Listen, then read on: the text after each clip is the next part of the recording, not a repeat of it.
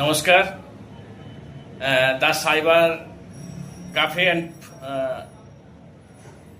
Consultancy আপনাকে স্বাগত জানাই।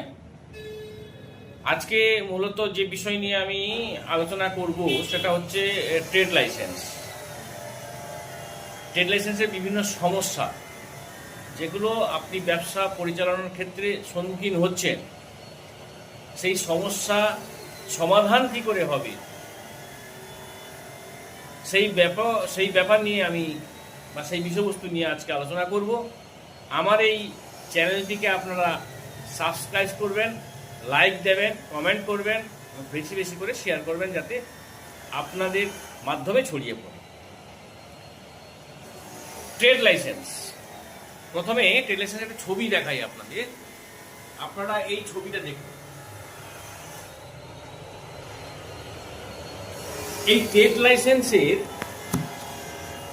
যে সমস্যাগুলো আপনারা বিভিন্ন ক্ষেত্রে সম্মুখীন হন, সেই সম্পর্কে আলোচনা করতে প্রথমে বলি, ট্রেড লাইসেন্স আমাদের কলকাতা কর্পোরেশন এবং বিভিন্ন কর্পোরেশনগুলো হয়ে থাকে, পঞ্চায়েতে হয়ে থাকে এবং বিভিন্ন পৌরসভা মিউনিসিপ্যালিটিগুলো হয়ে থাকে।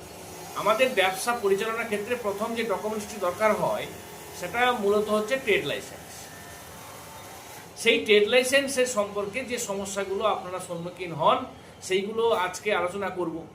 তো প্রথমত যে সমস্যাটা আপনার সম্মুখীন হন, মনে করুন আপনার একটা জায়গায় একটা অ্যাড্রেসের মধ্যে আপনার ট্রেড লাইসেন্স ছিল, এখন সেখানে ব্যবসা করেন না, অন্য একটা অ্যাড্রেসে নিয়ে চলে গেছেন আপনার ব্যবসাটিকে। তাদের নিয়ম অনুযায়ী কি ট্রেড লাইসেন্সটা আপনাকে ওইখানেই ওই অ্যাড্রেসের মধ্যেই থাকতে হবে বা করতে হবে। আপনার বাবার নামে একটা ট্রেড লাইসেন্স ছিল, বাবা মারা যাওয়ার পরে সেই ব্যবসাটা আপনি পরিচালনা করছেন সেই স্থানে, তো কি হবে না, সেই ট্রেড লাইসেন্সটা নিজের নামে নেই, তো আপনি বাবার থেকে নিজের নামে কি করে আনবেন? বা কলকাতা কর্পোরেশনে আপনার ট্রেড লাইসেন্স আপনি 2 বছর ধরে রিনিউ করেননি, অ্যাকচুয়ালি প্রতি বছর ধরে রিনিউ করতে হয়, 2 বছর রিনিউ করেননি, ট্রেড লাইসেন্সটা কোনোভাবে ডিফল্টার হয়ে গেছে, লক করে দিয়েছে, আপনি কিছু দেখতে পাচ্ছেন না, রিনিউ করতে পারছেন না।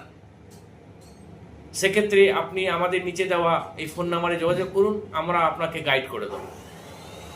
বা ধরুন আপনার একটা ট্রেড লাইসেন্স রয়েছে, সেই ট্রেড লাইসেন্সে একার নাম ছিল, এখন আপনার ভাইয়ের নাম লাগাতে হবে, কিংবা একটা পার্টনারশিপ ব্যবসা আপনার রয়েছে, সেই পার্টনারশিপ ব্যবসায় আপনি কিভাবে ট্রেড লাইসেন্সটি করবেন। এটা কলকাতা কর্পোরেশনের ক্ষেত্রে বলছি। কলকাতা কর্পোরেশনে বিভিন্ন ফুড আইটেমসের যেসব দোকানগুলো রয়েছে, হোটেল, রেস্তোরাঁ বা খাবারের, ফলের দোকান, মাংসের দোকান, এইসব দোকানগুলোতে আপনাকে সলিড